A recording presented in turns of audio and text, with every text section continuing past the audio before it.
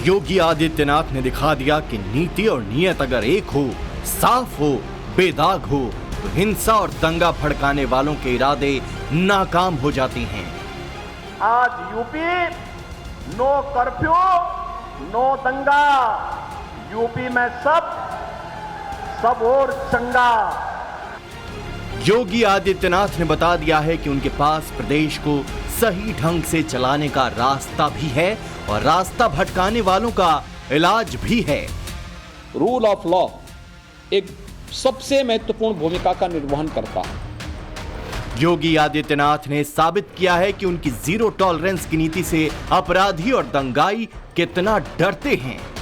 दंगा और कर्फ्यू लगाने वालों की गर्मी को शांत करके आपको एक शांत वातावरण दिया, बहुत शुद्ध वातावरण दिया है। 13 अक्टूबर को बहराइच में राम गोपाल मिश्रा की हत्या के बाद जो वादा सीएम योगी ने पीड़ित परिवार से किया था, वो वादा उन्होंने निभाया है।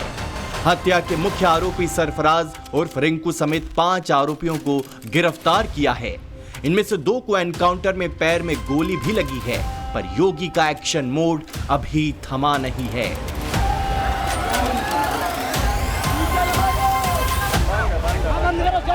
तेरह अक्टूबर को बहराइच के महाराजगंज में शुरू हुई हिंसा ने जब भयानक रूप लिया तो सीएम योगी ने सीधे यूपीएसटीएफ चीफ अमिताभ यश को ग्राउंड पर उतार दिया। योगी के ऑर्डर पर पुलिस के एक्शन के बाद जो बवाल दंगे का रूप ले सकता था, उस पर तुरंत फुल स्टॉप लगा दिया गया। 15 अक्टूबर सीएम योगी पीड़ित परिवार से मिले और दोषियों पर कठोरतम कार्रवाई करने का भरोसा दिया। 2 दिन बाद ही यूपी पुलिस ने 5 आरोपियों को गिरफ्तार कर लिया। तत्काल प्रभाव से एरिया में इंटरनेट सेवा बंद की गई ताकि किसी तरह की अफवाह ना फैल सके। योगी सरकार पर सवाल उठाने वाली यूपी की पुलिस पर भी अब सवाल उठा रही हैं। सवाल यह है कि आखिरकार उस दिन पुलिस क्या कर रही थी और इतनी बड़ी घटना को रोकने में पुलिस नाकाम क्यों रही, और ये पूछना वाजिब भी है। यूपी में बीते 7.5 साल में कानून व्यवस्था चाकचौबंद हुई है, इसमें किसी को कोई शक नहीं है। मुख्यमंत्री योगी आदित्यनाथ की छवि भी कानून का पालन कराने वाले सख्त नेता के तौर पर बनी है। और ये बात भी सच है कि योगी राज में बीते 7.5 साल में कोई दंगा भी नहीं हुआ। लेकिन बहराइच की ये घटना ये बताने के लिए भी काफी है कि कानून का इकबाल कायम करने के लिए मुख्यमंत्री योगी आदित्यनाथ को इस मोर्चे पर बहुत कुछ करना बाकी है। पर योगी आदित्यनाथ जिस नियम के हिसाब से काम करते आ रहे हैं, इस घटना के बाद भी उन्होंने वही किया। योगी अगर कानून तोड़ने वालों को सजा देते हैं तो वहीं कानून का पालन ना करवा पाने वाले लापरवाह पुलिस वालों को भी नहीं बख्शते। हरदी थाना प्रभारी और महसी चौकी प्रभारी को निलंबित किया गया। गोरखपुर, प्रयागराज और वाराणसी जोन में दुर्गा विसर्जन के दौरान हिंसा की घटनाएं सामने आई थीं। यूपी के डीजीपी प्रशांत कुमार ने इन सभी जोन के एडीजी से रिपोर्ट तलब की है। जुम्मे को देखते हुए महाराजगंज कस्बे में कड़ी पुलिस सुरक्षा है। चप्पे चप्पे पर पुलिस बल तैनात है। ड्रोन और हेलीकॉप्टर के जरिए इलाके पर नजर रखी जा रही है।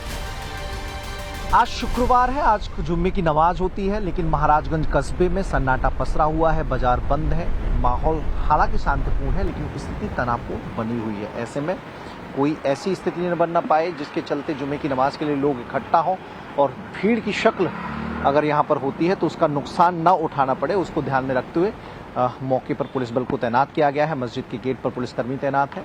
हालांकि इलाके के लोग जो पीछे महाराजगंज कस्बे के पीछे जो तमाम बस्तियां हैं वहां पर केवल महिलाएं बची हैं, बाकी जो पुरुष हैं गिरफ्तारी के डर से वो भाग गए हैं, इधर उधर हो गए हैं। तो जो जानकारी मिल पाई है कि आज नमाज पढ़ने इस मस्जिद में कोई नहीं पहुंच रहा है। सुरक्षा के लिहाज से हर तरफ पुलिस का पहरा है, पर मस्जिद में नमाज पढ़ने से किसी को रोका नहीं गया है।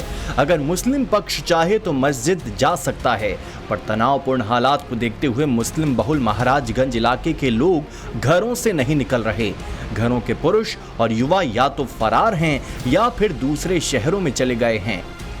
ये साफ करना इसलिए भी जरूरी है क्योंकि राम गोपाल हत्याकांड में आरोपी सरफराज और तालीम को एनकाउंटर में गोली लगने के बाद से ही समाजवादी पार्टी से लेकर कांग्रेस और असदुद्दीन ओवैसी तक सब के सब योगी सरकार पर हाफ एनकाउंटर, फेक एनकाउंटर और बैलेंस करने वाला एनकाउंटर करने के आरोप लगा रहे हैं। अगर आप ही खुद जज बन जाएंगे, आप ही खुद फैसला सुनाएंगे, एग्जीक्यूशनर बनेंगे, तो फिर कोर्ट की, संविधान की, कानून की जरूरत ही नहीं है। ये तो बहुत गलत हो रहा है और ये एक तरफा और हेट्रेड बताई जा रही है एक समुदाय के खिलाफ। आप एनकाउंटर नहीं कर रहे हैं, एनकाउंटर नहीं हो रहा है, ये हत्या हो रही है और ये पूरी जनता देख रही है। ये पहले से फर्जी इनकाउंटर करा रही है, चाहे वो मंगेश यादव का हो, अजीत प्रताप सिंह का हो, चाहे ये बहराइच, ये केवल और केवल अपने फेलिवर को, अपनी कमियों को छिपाने के लिए।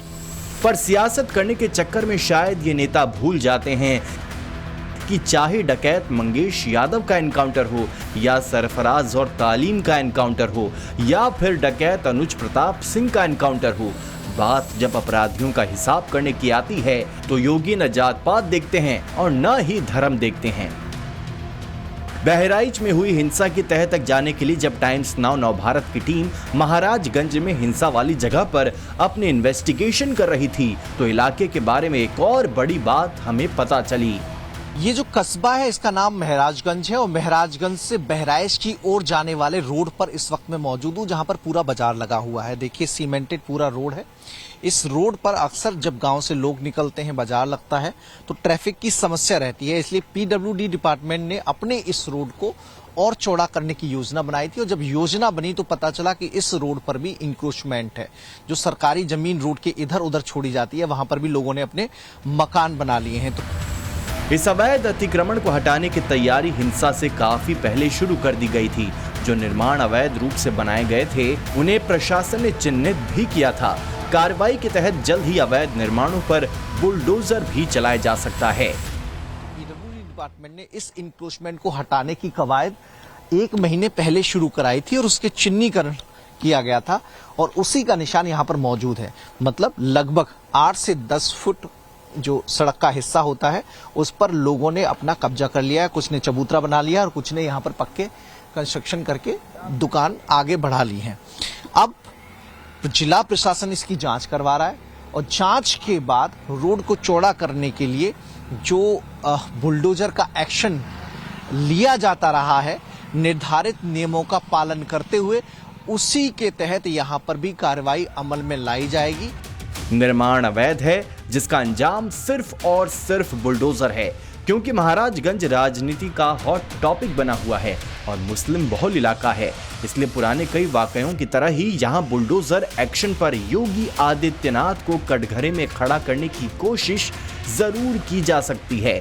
इसलिए अवैध निर्माण तोड़ने पर यहाँ की मुस्लिम आबादी क्या कह रही है ये बताना भी जरूरी है। एक चीज और बताइए कि यहाँ पे लाल लाल चिन्ह लगे हुए हैं रोड के पास के मकानों में, तो ये क्यों लगे हैं और कब लगे हैं? ये जो हाईवे रोड बनेगी इसीलिए लगे हैं कि ये घर फालतू है, रोड पे रहेंगे तो इसलिए लगे हैं कि ये तोड़ दिए जाएंगे। अच्छा, तो मतलब आगे बढ़ा जो लोग लेते हैं उनके घरों को तोड़ेंगे फिर? जी जी। तो ये जो अतिक्रमण का निशान लगा है तो ये पुराना लगा है, तो इसकी कार्रवाई से आप लोगों को कोई गुरेज नहीं है ना? हाँ, इससे कहूँ गुरेज नहीं। अच्छा, वो तो टूटना चाहिए जो रोड चौड़ा हो जाएगा, रोड बढ़े के लिए है। जो जैसा करेगा वो वैसा भरेगा। योगी सिर्फ ये कहते नहीं हैं बल्कि करके भी दिखाते हैं। राम गोपाल मिश्रा को गोलियों से छलनी करने के आरोप में गिरफ्तार सरफराज और तालीम यूपी पुलिस से माफी की भीख मांग रहे हैं। गलत काम कर रहे हो तुम, पुलिस के ऊपर हमला कर रहे हो। हम लोग गलती नहीं करेंगे, कभी गलती नहीं करेंगे। क्यों गोली चला दी है पुलिस के ऊपर? सर हम लोग भागना चाह रहे थे कि फायर करके निकल गलत है ना? गलती वहाँ की अपराध करो फिर दूसरी अपराध कर रहे हो। गलती हो गई सर। पर राम गोपाल मिश्रा के परिवार को पुलिस प्रशासन से ज्यादा योगी आदित्यनाथ से उम्मीद है। वो चाहते हैं कि राम गोपाल के हत्यारों को कड़ी से कड़ी सजा मिले। उन्हें भरोसा है कि जिस तरह से योगी सरकार में कानून का राज चल रहा है उसमें उन्हें भी न्याय जरूर मिलेगा। जो हमारे मुख्यमंत्री योगी आदित्यनाथ जी हैं, जो करना चाहेंगे वही करेंगे। बाकी हम लोगों को और किसी से अपेक्षा कोई नहीं है। ये जो है हमको पुलिस पे शंका है अच्छी तरीके से कि ये मिले। बस हमको खाली इंसाफ चाहिए।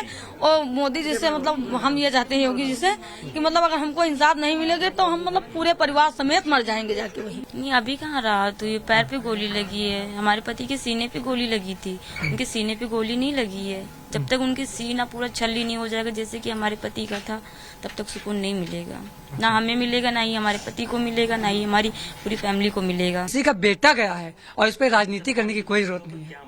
जिसका बेटा गया है उससे दर्द पूछिए, जिसका भाई गया उससे दर्द पूछिए। इसमें नेता जो है, जो नेता बैठे हुए हैं, आप तो सब बोलने आ गए, जब वो मरा था तब कोई नहीं बोला था। ये सवाल है मेरा सभी। कौन कौन नेता राजनीति कर रहा है? अखिलेश यादव कर रहे हैं ना, अखिलेश यादव कर रहे हैं, और वैसे कर रहे हैं। और दूसरी तरफ रामगोपाल की हत्या के 2 वीडियो आने के बाद भी महाराजगंज का मुस्लिम पक्ष अब्दुल हमीद और उसके परिवार को दोषी नहीं मानता। वीडियो सबूत में साफ दिख रहा है कि कैसे छत पर खड़े रामगोपाल को गोली मारी जाती है और वो वहीं मौके पर गिर जाता है। दूसरे वीडियो में रामगोपाल की लाश को छत से नीचे ले जा रहे उनके परिजनों पर अब्दुल हमीद के घर से पत्थरबाजी की जाती है। साथ ही एक आरोपी बंदूक के साथ नजर आता है। पर महाराजगंज में रहने वाले मुस्लिम अब्दुल हमीद और सरफराज को बेकसूर बता रहे हैं। बेकसूर है भैया, उनकी कोई गलती ना है। उन लोग बहुत सीधे, बहुत अच्छे। लड़कन की कोई गलती नहीं है। आंगन में अब्दुल हमीद का आंगन में बहुत आदमी था। वो अब्दुल हमीद हो रहे कमरे में बंद थे। नहीं, जो वीडियो वायरल हो रहा है उसमें तो बॉडी ले जा रहे हैं तो नीचे से पथराव हो रहा है, तो वहाँ तो बाकी और कोई दूसरे पक्ष का तो कोई नहीं था। वो उन्हीं लोग पथराव कर रहे थे। नोच नोच के खाई, कोई चीज नहीं है, कहा खाई लिखा बारू फाँक चौन रहा है तो सब बटोर ले गए। पैसा खाने पीने की दिक्कत है, खाने पीने की दिक्कत है, साबुन सोडा नहीं है, बच्चे रो रहे हैं। रामगोपाल हत्याकांड में लगातार पुलिस अपनी जांच में जुटी है। योगी सरकार तनाव को काबू करने में भी सफल रही है। इसके साथ यूपी पुलिस की प्रदेश भर में अपराध के खिलाफ जीरो टॉलरेंस की रणनीति ने भी अपना काम किया है। बिना गोली के अपराधियों को यूपी पुलिस ने ढेर किया है। यूपी पुलिस के मुताबिक 7.5 साल में 81,196 अपराधियों को कोर्ट में प्रभावी पैरवी के जरिए सजा दिलाई गई है। 54 अपराधियों को मृत्यु दंड की सजा मिली है। महिला अपराध से जुड़े मामलों में 28,700 अपराधियों को सजा मिली है। यूपी के 69 चिन्हित माफिया और उनके गिरोह के 29 अपराधियों और टॉप 10 कैटेगरी के 496 अपराधियों को सजा दिलाई गई है। साफ है कि योगी आदित्यनाथ के एक्शन का असर दिख रहा है, पर अभी काम पूरा नहीं हुआ है। कड़े नेतृत्व के बाद भी अगर यूपी में बहराइच जैसी घटना हो जाती है तो योगी सरकार और प्रशासन पर सवाल खड़े होना लाजमी है।